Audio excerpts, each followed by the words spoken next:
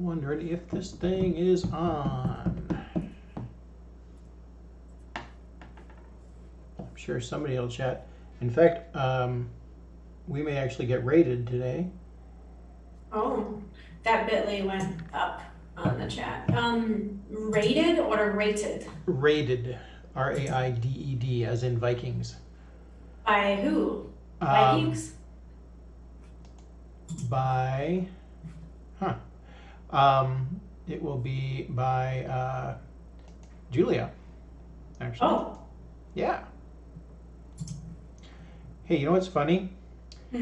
I have the Zoom in the background, and can you, when I move my mouse over something else that's in that area, it shows up on the Zoom stream. So I gotta kind of move my windows around. There's so many fun little twitches. So many little tweaks to Twitch. All right. Must be why it's called Twitch. I think we're probably live. Are we live, guys? Can you hear us? Yeah, I don't see it, unless of course my chat room isn't working either, so that's always possible. At this point, I think anything can be happening. Well, welcome to Worldbuilders Weekly. Woo! You guys know the drill. You come and hang out with a couple of geeks every week, and you get the latest updates on Worldbuilders. We're happy to see you here. I don't think my chat is working either, but... Nope, Icon's working. Skoy's just said hello. Oh, good. I can't see anything going on. But hello, guys. That's funny. Somebody named Zezzy Olsen just said hello, so, you know. Our chat's real. Really, I mean, they are just little bits and pieces. They are electrons flowing through the series of tubes. Yeah, we also have a bunch of regular things, but we're going to start out by pointing right to that thing over there, which is the launch of the Worldbuilders Discord. Yeah, we know that there are a lot of Discord channels out there, and we appreciate that you might choose to fly with us. The emergency exits are here, here, here, and here. Please use oxygen on yourself first before applying it to your child. Unless the child doesn't show much potential, in which case pick the one that does. Hey, that's what Southwest usually says. Like, so you know. All right. Well, if Southwest says it. Yeah. But yeah, so we have a Discord channel up there. We've been testing it, and yay, there's Julia. Julia is rating us with a party of 6. Oh, perfect. Anna has entered the chat as well. Probably will leave the room. She's kind of a loner. Yeah, Anna being the cat back there. That's my cat. Good news, everyone. Those of you who've been following the saga of Sad Saru, Saru is now out of the cone of sadness, and there will no longer be a cone of sadness around his head. Hey, Canadian Redbeard. Everybody who's new here from Julia's channel, nice to see you again. Hello. Also, I would like a poll. Who says saga and who says saga? Because that's some hard-hitting Wisconsin accent right there. Okay, Zay, do you really want to get into pronunciation of words? I mean, is that really the battle you want to fight here? Yeah, Skoys. Okay, fine. A nice soft A, like the Saga Bottom Boys from Oh Brother, Where Art Thou, right? Oh, that's a good one. Yeah. Also, Burn After Reading, for anyone who hasn't seen it, is really good, but it's also an inappropriate movie, so you didn't hear it here. Inappropriate? It is a movie. It's definitely a movie. Yeah, it is a little wild. I guess it's not crazy inappropriate, but there's some parts. I mean, I think we can talk about inappropriate things here too. This is yeah. Yeah, not Sega. And I said, you know, that's like, you know, you don't ask if somebody is a member of SAG or SOG. You say, are you a member of SAG, Screen Actors Guild? Also, I will own that mispronunciation, because that is what happens when you read faster than you learn how to pronounce things. That's I so know true. for many years I thought that Martian had cannels, um, and uh, and I always thought that disheveled meant disheveled. Oh, that's funny. Yeah. I couldn't pronounce the English pronunciation of the word girl, the RL sound, for a Ah. long, long time. So I called myself a girl until I was about 12. A It's about the guile. last word I could say. So I'd be like, I am a girl. So there you Wow. go. Yeah. I did learn one thing from a voice coach, which is that if you want to try a Long Island accent, all you have to do is talk with your teeth held together. So if you talk like this, it makes you sound like you're from Long Island. I'm from Long Island. Yeah, there you go. So, a gargoyle. Now see, I want to do like an Annie, little goyles, every, that whole thing from Boy. Little Orphan Annie. All right, we have a script. We should probably use it, huh? Uh, um, all right, guys. That normally, why do I always say that? But we have trivia every week. Please enter in the DMs. Do not post it on the public platforms so that everyone has a chance to win at the end of the month. Please don't ask me what they win. It's different, and I don't know the answer. Hey, I'm gonna do a quick segue because I worked really hard on our Twitch Sadly. stream thing. So here we go. Here's sorry, not segue. Here's our segue, and of course it's way looks messed up because I didn't set it right. Okay, I almost got it right. There we go. I believe Now it you. looks much better. This is the old question. What is the name of the toy company whose name comes from the Danish words meaning play well? And the answer, Zay, did you get the answer right? I know you saw the script, but did you know So, beforehand? yeah, so the thing is that I don't know Danish, but I do know a little bit Norwegian, and it's very similar to the Norwegian version, which has a more of a k sound than a hard G. But See, I actually thought that it might be something like Mattel or even Hasbro, for all I know, because that's how much I know about Scandinavian languages. Hasbro, Mattel, everything else sounds like it too. But Lego is cool. People may not know there's actually a Lego museum relatively close to us, I guess. It's just across the Illinois border. I didn't know that. I think it's Schaumburg, something like that. But yeah, there's a Lego museum nearby. And any fun Lego fans in there? You notice I went. Yeah, you're a Lego fan? I love Lego. I actually also really love this kind of offshoot thing they did called Bionicles. Oh yeah, Bionicles. Yeah, it was if anyone remembers Bionicles, they have now, as an adult, transformed into the little contacts. That little contraption that holds your eye contacts, it looks like a Bionicle. Just saying. I'm going to show my age. I did not play with Legos very much. I actually played with Lincoln Logs and, please don't laugh, the Erector set. The Erector? Set. Yes, it was called the Erector Okay, set. sorry. I'm not laughing. Yeah. I played with Lincoln Logs when I was really little. Oh, so Amity Jam said they had a D&D campaign where all of the bosses were Bionicles. Yeah. That's amazing. Yeah, Stories. I've been watching season 2 of the Doom Patrol, and they have a part in there where they make a little elevator out of Erector set. I'm like, oh my god, I had that.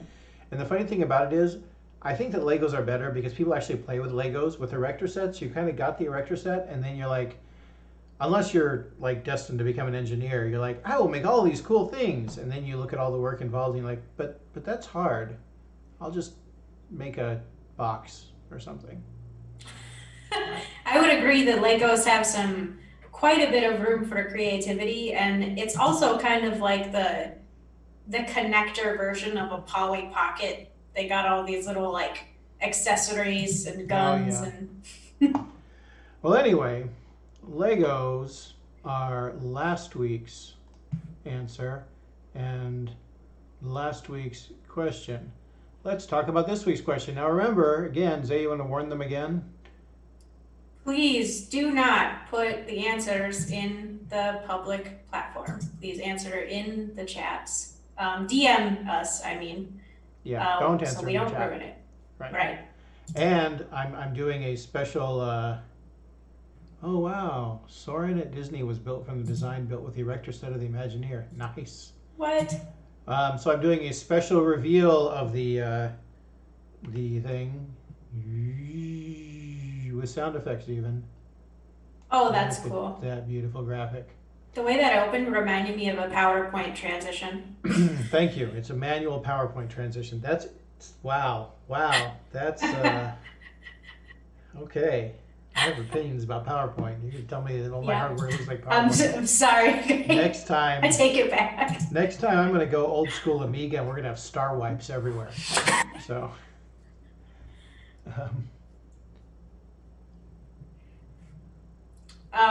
Do I read this? Oh, sorry. I don't know. One of us should. I was reading the chat. Okay. I mean, you guys can read it, but I'll read it out loud for y'all. Storybook time was a Trivia Tuesday. Music makes everything better! Exclamation point. What is the name of the battling bard who accompanied Warrior Princess, the Warrior Princess, in the popular 1995 television show, which ran for 6 seasons? I have to say, this show was a pretty big part of my Saturday afternoon childhood. It was always on TV or after school. And I think they might have even replayed it for a little while on Adult Swim, but I'm not sure if I'm imagining that. But yeah, it's still streamable and had some spin-offs, and there's always speculation about reboots and things like that. I definitely I enjoyed it too, and since I had 4 daughters, you know, between that and Buffy, we pretty much had our TVs used. You know, that was what we did on TV. So yeah, so that's the question. Remember, message us the answer, and we'll have monthly trivia prizes. We should have found out what the person got last month. Maybe our intrepid producer can track down what the person got last month. that would be amazing. And we could at least give people an idea. Also, who else as a teenager was just had some hard feelings for this Warrior Princess? Because I have to say, as a young Zay exploring her feelings, she was kind of my icon. Oh, hey, they got a Rat Queens t-shirt because they won on a Rat Queens trivia question. What? That's super cool. The chair recognizes her Black Wings 39. You have the floor. I think there's a question. Oh, wait, you're raising your hand saying you that for the answer to Zay's question. Gotcha. Oh, thank you for your support. I mean, her Black Wings. Yeah. I mean, we are. Let's go to a different. What's next on the script? Let's just go. Game of the week. We're doing so well. Imagine what it's going to be like when we get to the part where we're supposed to just wing it. So great. All right, guys, we got the game of the week. Wacky West. Woohoo! And again, I didn't get this part fixed up. So the problem here, we need to do sound check earlier, Zay, so I can get the videos right on each part. I'm always up for that. I am wrapped up in my anxiety every time we wait like 10 minutes before. Here we go. Hey, and that link is not the right link. You were going to tell me what the link was, Zay. I posted it in our Zoom chat. Hey, why don't you just go ahead and tell me what it is? It is a bit.ly link for https://bit.ly/GOTW. Are they caps or not? No. GOTW-811-2020. Wow, and you know what that is? That's the date. That's awesome. And look, now we've got it on the thing. Here it is. All right. Wacky West. What is Wacky West? I think I'm supposed to read that, aren't I? Yeah. I will do that. In Wacky West, you and your fellow townfolk place track tiles, street tiles, and river tiles, hoping to destroy your rivals' buildings. Every time someone tries to build over a precious outhouse, because those are precious, the town votes. You try to enlist your supporters, represented by cards, to vote with you to stop or to encourage the play of certain tiles, perhaps saving some of your buildings or taking out those of your dastardly opponents. Wacky Wacky West is a very casual game. It's for 2 to 4 players, ages 10 and older. You can play a complete game in about 45 minutes. I'm starting to doubt like the time increment that they allow you to play. I feel like that's for pretty experienced people. Yeah? Yeah, I don't know. I feel like a lot of these when I'm reading, I can imagine this being like at least an hour to hour and a half. But maybe it's just because I suck at board games. I think we just get sidetracked too much. That's true. Genevieve says, on my phone, the character in the bottom right looks like Fozzie Bear. I want to call it the Waka Waka West as a bad. Oh, I can do boy. Kermit and I can do like Yoda, but I can't do Fozzie Bear. That is nasal somehow. I don't know. I'm here for it. I mean, my jokes are as bad as them, that's for sure. Oh boy. Yeah. So we announced Discord. Please join the Discord, guys. Pay attention to our community rules. Be respectful of others and hop on in there. We'll try to make a space where people can interact with, authors. But it's a work in progress and we're getting there. More participation makes it better and easier to kind of clean up. Right. So. Hey, speaking of which, we should talk about. You need to talk about that post you put on Facebook recently. Oh, that's right. So we did mention on there on Facebook, Twitter, Instagram. You guys have been super amazing with buying masks and allowing masks to be donated through Worldbuilders. It's been successful so far, and we're very proud of that work. Previously, though, we kind of presented you with some geeky nerd merch kind of representation. Everything from Black Panther to some NASA masks, which were really popular, so it doesn't have to actually follow a storyline. We are wondering, what do you guys want to see on there? Do you want to see some 8-bit Zelda images, not to push the chat towards anything particular, but you can message on any of our platforms. Subtle, real smooth. Message us on the questions page. Or if you just put it in the chat, we'll collect those too. But let us know. What do you guys want to see on a mask that you think others would be interested in buying? Here's a thing I decided to do, which is I decided to open up our Notion page. I can show you some of the ones that we've already been looking at. Oh, this is a fun idea. Yeah, I wasn't sure I could do it, but I did. See, this makes up for some of the technical difficulties I had before because I'm doing extra things. So you can see we have already ordered the Lady Astronaut fabric, but we have things like dice and bees, and there's a Star Wars collection, Doctor Who, The Labyrinth. Chibi played Doctor, which is kind of fun. I love the Gay Pride Space Invaders too. I think those would be interesting. There's Alien, which, if you want to have a face hugger on your face, get it? It's hugging your face. That's how that works. We just have steampunk gears, RPG quests, sword fighting techniques. That looks. Hey, there's one for you. I'm the one that put that on there. You are? Okay. You'll notice that we also have these set up so that they're rated on a coolness range. So we have things like really cool, just cool, kind of cool, really frickin' cool. Oh, binary. That could be fun. Circuit boards. Guess what? Our people have been at work because this is a lot bigger than when I looked at it this morning.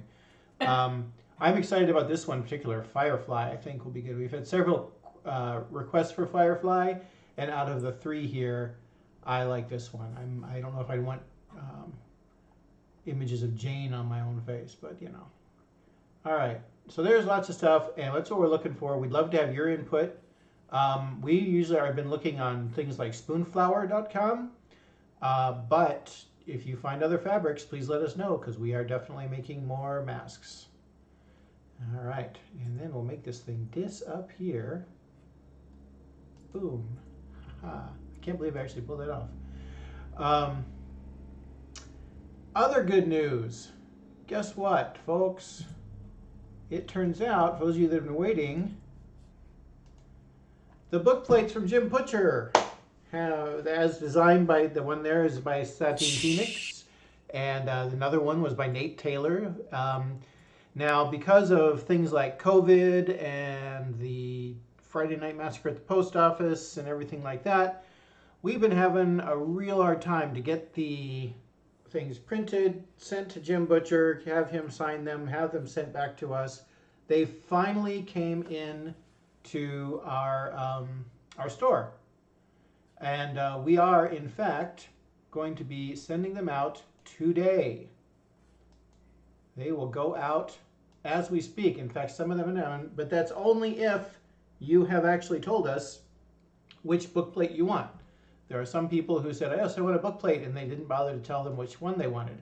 So if you haven't mentioned it yet, first of all, we'll be getting in touch with you. But second of all, you could always preempt that, and if you know you haven't chosen which one you're going to have yet, then send it to email orders@worldbuildersmarket.com.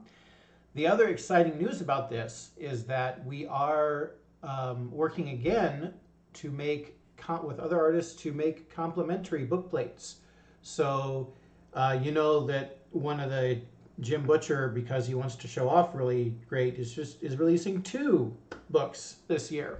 Peace Talks, and then Battleground, which is coming I'm up. down, Jim.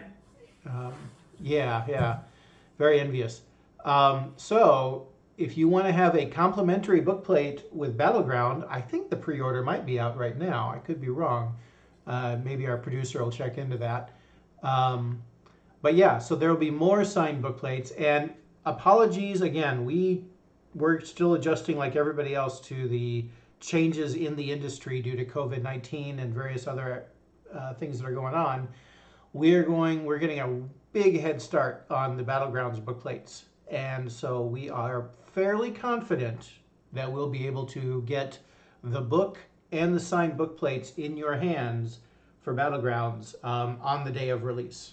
So that's our goal of working towards it. And we appreciate the patience of people who are waiting for this one. All right. Hey, Zay. I made up a special picture just for you for this This is one. exciting. I haven't seen this yet, guys. Here it is. Oh boy. There we go. Oh, I like this actually. I thought you might. The that I said actually was like, I don't usually like your stuff. No, this is great. Yeah, so we're going to have a couple series on this, but right now I guess we could call it a bit of a summarization on Worldbuilders is Weird. We are. It's mostly to just address how odd our charity is. It functions in a really odd way. A lot of nonprofits don't have a marketplace attached to them. They don't have such a specific community vice. And, I think for me specifically, transparency when it, sorry, I'm reading the chat too. Transparency is really nice when it comes to supporting a charity. I might have talked about on this page before, there are a couple cancer societies that I used to donate to that I no longer do because there was less and less transparency around the way that their financing was used. And, it really kind of dismisses the donor. So we're going to kind of talk about the way that we take in money, where it goes, what it goes towards. And for a lot of you in the chat, to be honest, you've probably heard us talk about this quite a bit, but it's really nice when we repost these videos that this stuff can be used again and again for new donors. If you guys want to point towards, people that that are asking about Worldbuilders, it's just a good resource. So I guess I'll just kind of dive into it. Go for it. All right, so as you guys know, we have some pretty big fundraisers throughout the year. Two mainly. One is Geeks Doing Good. That's the Indiegogo fundraiser we just had. And there's also an end of the year fundraiser that is for the main reason this charity was set up in the first place. That's to raise money for Heifer International. The capacity fundraiser is important, especially now. What this does is allows us to raise money for Worldbuilders itself, for Worldbuilders charity, to support our staff, cover administration costs, which of course is a little bit of our staff, cover utility bills, cover needs in producing new product or helping us, just expand the things that Worldbuilders can do for the world.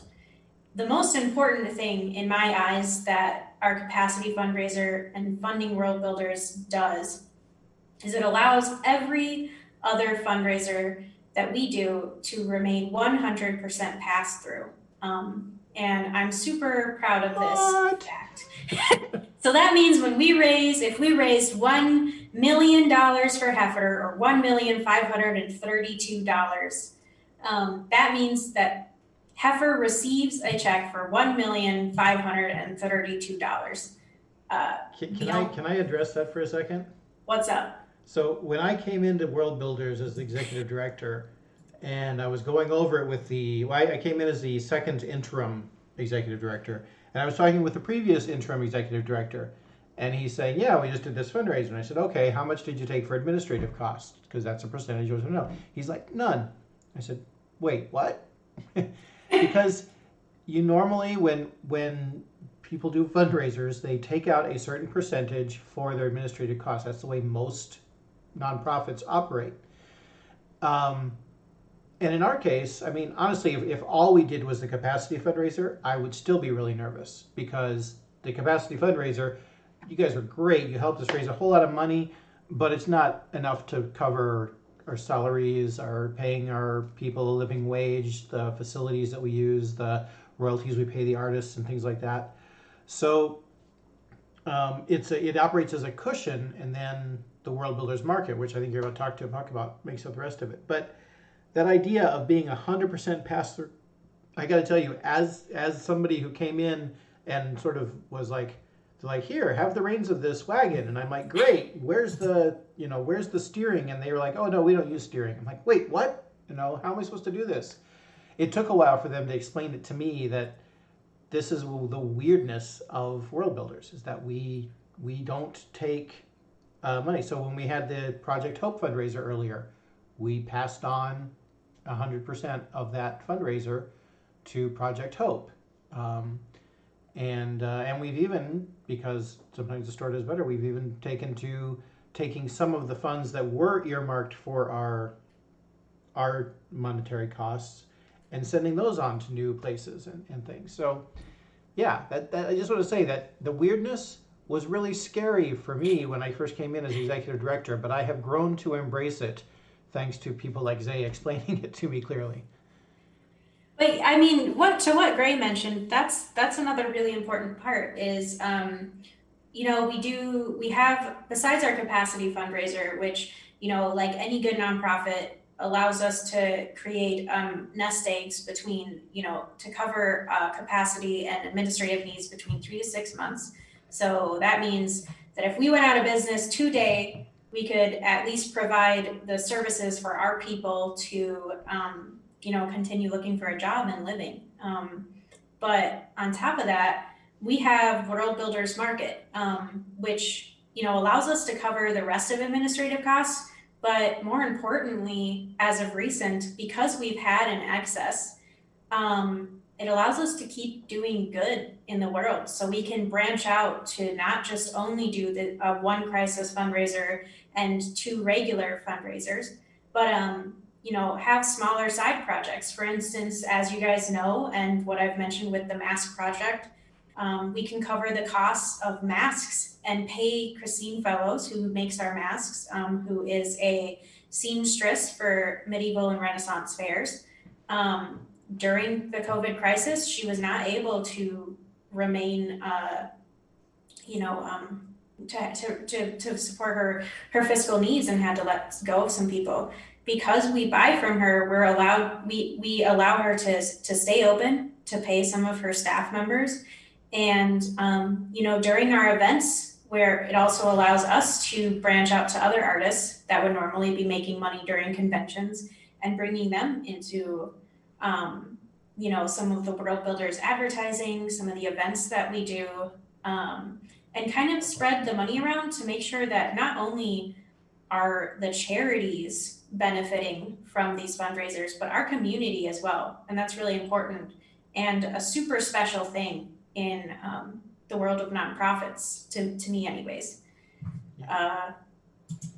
Yeah. So yeah, that's part of our weirdness.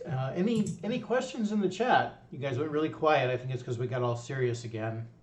We have lots of people talking when we're talking Legos, but for some reason when we talk about nonprofit stuff, suddenly people are off doing other things. Oh, okay, good. Listening. Yeah. Listening. No. But yeah, you know, I know that this stuff probably isn't super interesting. You know, I don't think our community surrounds Worldbuilders just because of the, you know, the legal and rights aspects of a nonprofit. But we do plan to make a couple little videos kind of talking about, you know, how does Worldbuilders make money? Because for me, to be honest, even though my life was spent learning how to run nonprofits, coming to this one was like, what the fuck are you talking about? How are we paying our people? What is going on? And I think another thing that Gray and I are proud of, although, you know, I wouldn't say that we're, you know, I don't want to say that we're making like hundreds of thousands of dollars a year, because, you know, I think there is a point where you pay people and it is irresponsible. But our people are taken care of, and it's important for Gray and I that we're not sending this message of, you know, take care of the world, you know, geeks doing good, do good, and then our people are in the background of a space that is not mentally, physically, and emotionally safe, or they're struggling to live fiscally. So those things are also kind of part of our personal initiatives when it comes to the people that make Worldbuilders what it is. Agreed. Oh, we do have a question. Is the end of year fundraiser always Heifer International, or is it something you evaluate over time? Right now, it is always Heifer International, mostly because Worldbuilders was built as a passion of Pat and his mother to support Heifer and draw more attention to, you know, countries that need them. I will say that although the end of year right now is consistently Heifer, we have been branching out towards other charities like we have in the past, but I would say on a larger capacity now, to kind of spread into marginalized communities that aren't necessarily underdeveloped countries. Yeah, we have started.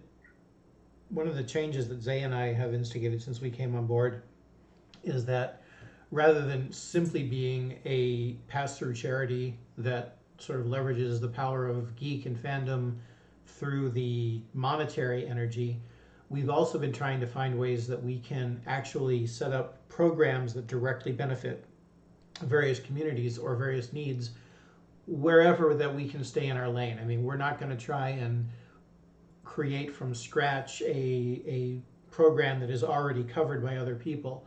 But for example, when we did Operation Book Drop, I mean, we know how to ship books. That is something we definitely are good at doing.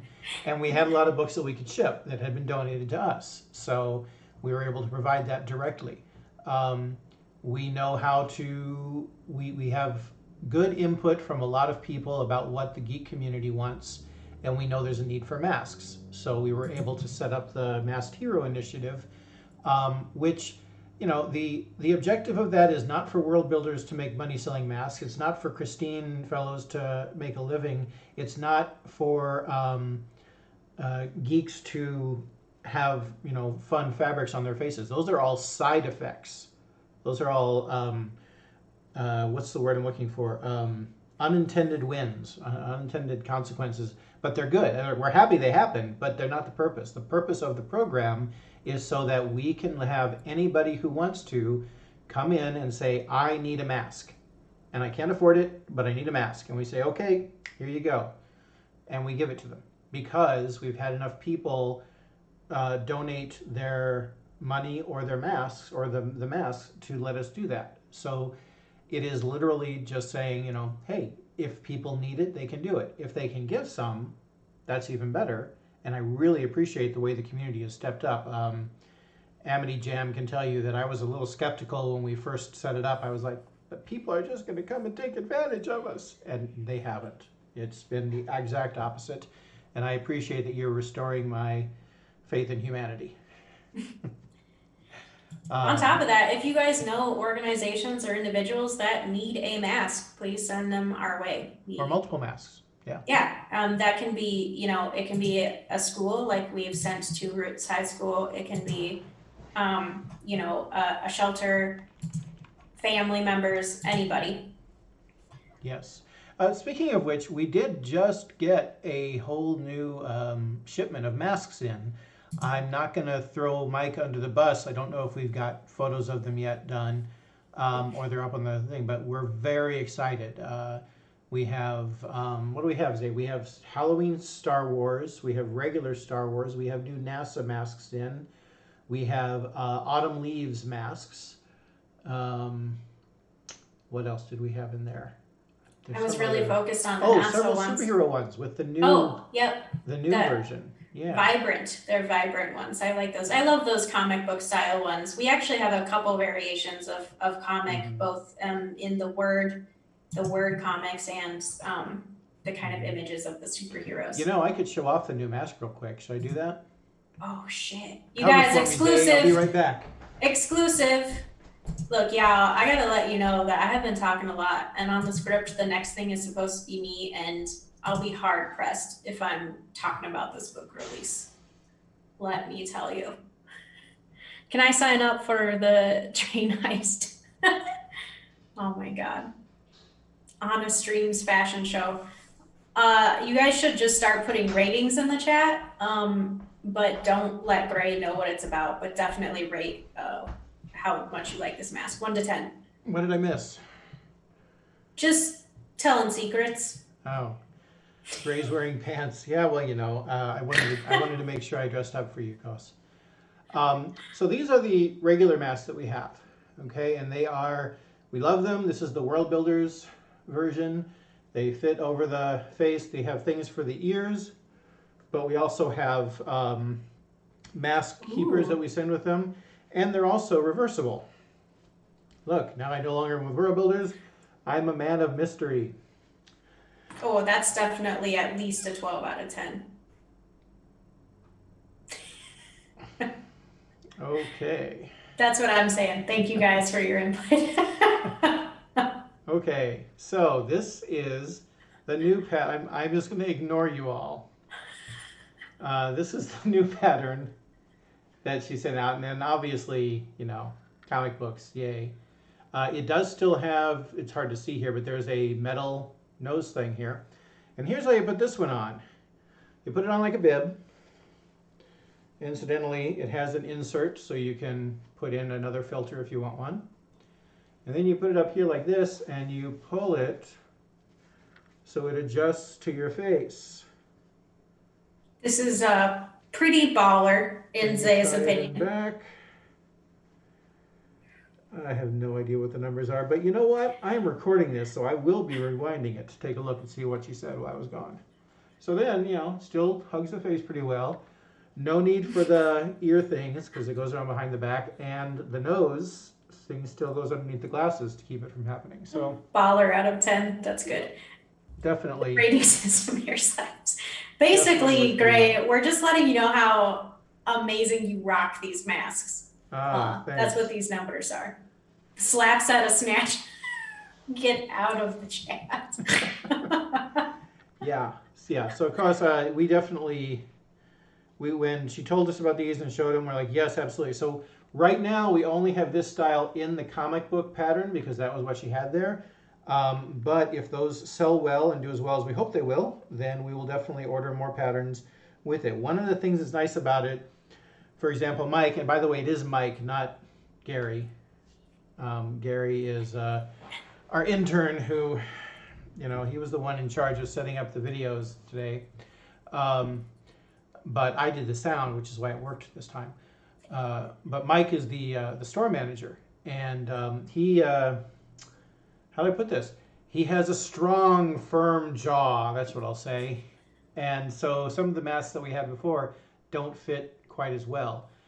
He put on this kind of mask, not that particular one, but he put on this kind of mask, and he said it fit him like a glove. It was wonderful. Well, better than a glove, because a glove on your face would not be too comfortable. But it was really good, and I don't know. I'm interested to see if it works for smaller ones. I also suspect that we could just take the pattern itself and make everything like a ½ inch smaller all the way around, and then you'd probably have a good kid's mask. So it seems that for kind of just to let you guys know, Mike, who's our sorter manager, is, I would guess, probably about 6'4". So he's a big guy.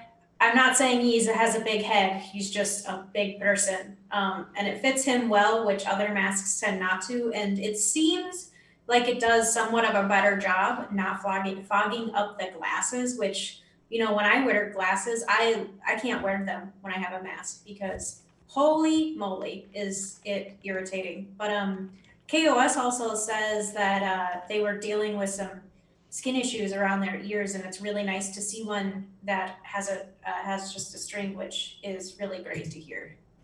Right. Gray, do you want to kind of go over Nettie's? I feel like I talked a lot with Worldbuilders this weird. Sure, absolutely. So this is kind of a preview for next week. One of the things that we're excited about is that one of our favorite authors, I figured out how to turn off the part that I did here. One of our favorite authors, Nettie Okorafor, is coming out with a new book. And I have an advanced reader's copy. But this is what it is. It's called Ikenga. And it is a YA book, young adult. I'll read the back. What will he do with his superpowers?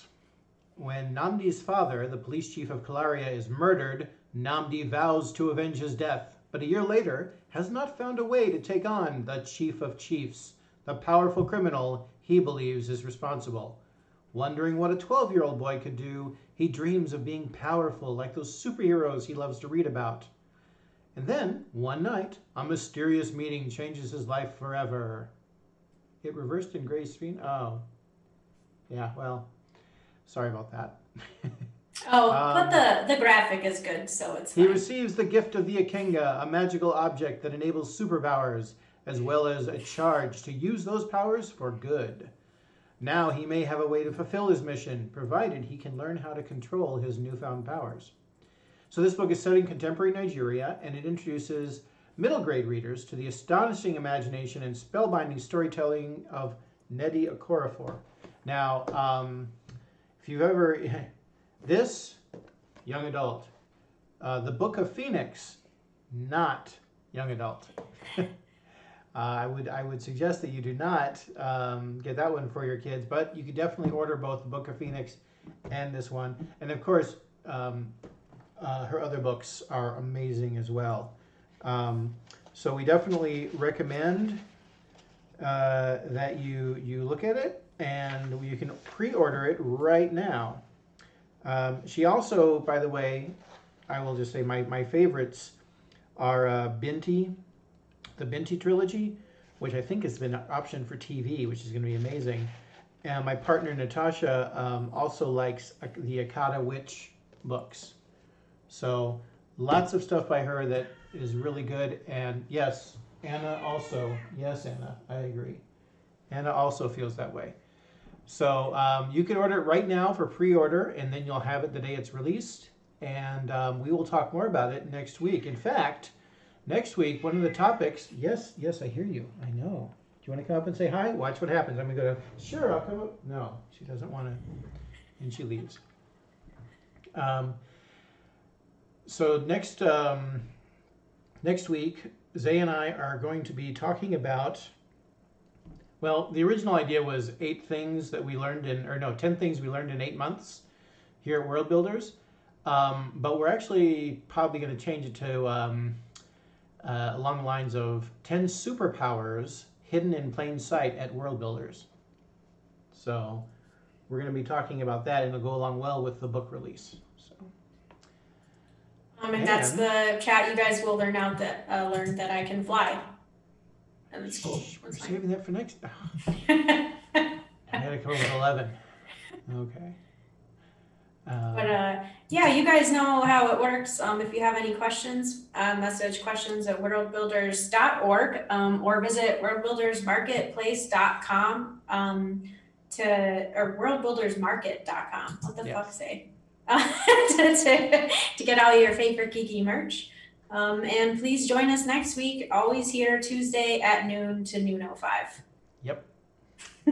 All right, it is time for the magic word. So, bidding you all farewell, Viva Moose! I love the silence. There it is. Yay!